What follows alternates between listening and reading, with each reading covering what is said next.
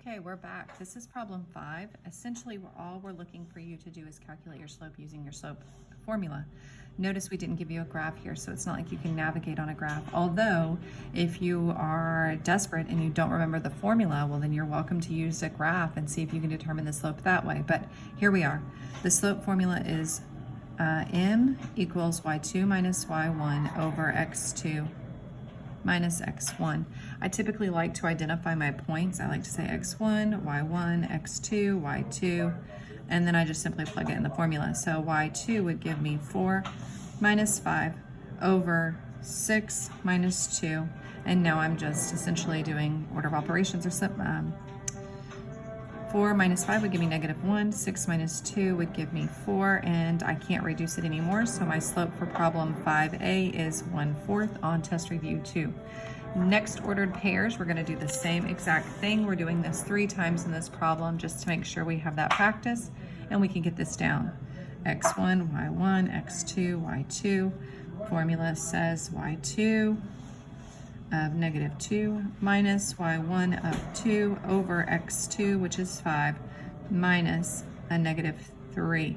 Be careful here, this is a common mistake. The minus is part of the formula, the -3 is part of the ordered pair. And so here we find ourselves with -2 minus 2. Those are not opposites, that just makes it -4. However, this is now 5 plus 3 because of the double negative rule that says it turns it into a positive. So that's really 5 plus 3, or 8. And now we can in fact reduce this fraction. Be careful, this is 4 over 8, -4 over 8, not 8 over 4. So this reduces down to -1 over 2, because they're both divisible by 4. Or you could put it in your calculator, hit math, enter, and it will reduce the fraction for you. And so my slope in this particular problem is -1/2. And we get to do this all over again with 5C. 5C ordered pair is x1, y1, x2, y2. Our formula says y2 minus y1 of 1 over x2 minus x1 of 5, and we get 7 minus 1, which is 6 over 0. This is a red flag. You cannot have 0 as a denominator, so this tells us that my actual line, and we can even graph this and explore, but it tells us something unusual. But for the definition of slope, can't have a 0 in the denominator, so we just say the slope is undefined. But if we were to graph this image, and I'll just do a really rough graph over here, and we did the ordered pairs, I'll even pick a different color. Let's see if we can see a different color here. Let me try green and see if that kind of stands out against the red. If you did 5, 1, so that'd be 1, 2, 3, 4, 5, 1 would be right there. 5, 7 would be 5, 7 would be higher up. And notice that this is just essentially a vertical line. Vertical lines have an undefined slope. And so this is the proof when we do our slope formula. So let's take a look at problems 6 and see if we can answer that question in the same video. So 6 says, let's read it together. It says, find the equation of the line that has a slope of -5 and passes through this random point of 2, 4. So we talked earlier about in class where if you're given just the slope and a random point, you have to use a special formula, and it's called point slope formula. And so this formula says y minus y1 equals m, x minus x1. And you're just plugging in that ordered pair 2, 4, and that y-intercept of -5, or the slope of -5 into this formula. So let's do that real quick. So we get y minus x1, y1, 4 equals -5, parentheses, x minus 2. And now we just simplify. Y minus 4 equals -5x plus 10, because the negative times the negative makes a positive. We're going to add 4 to both sides, and we end with y equals -5x plus 14. And we go and put it into the provided space of y equals -5x plus 14. Look, they even gave you kind of the shell for that, so that's nice.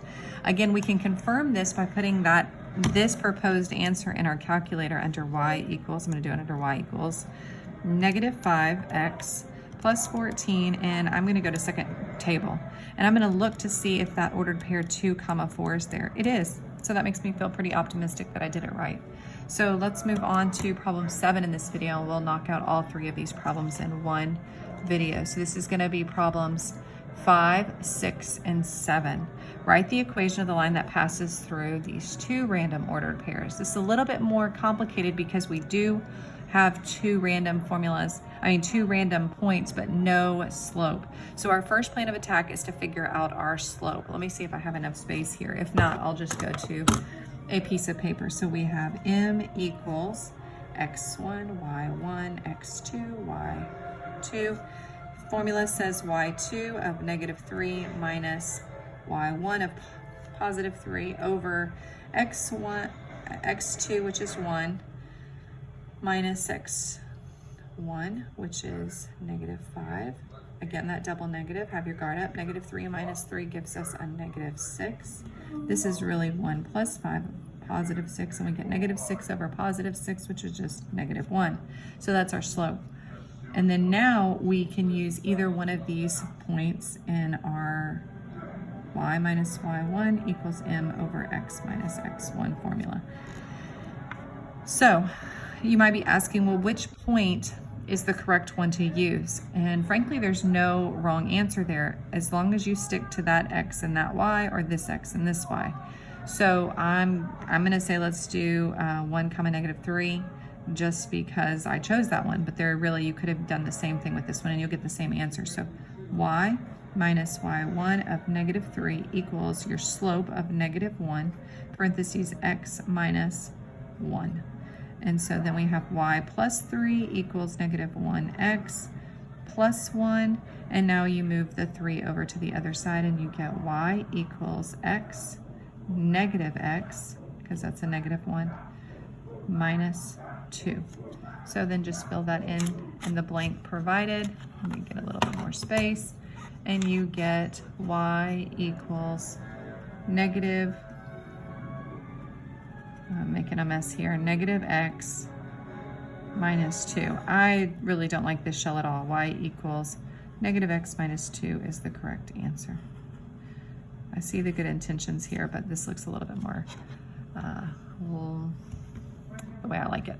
Okay, so let's take a look at this on the graphing calculator. When we go under y equals and we clear it out and we put in our proposed equation of negative x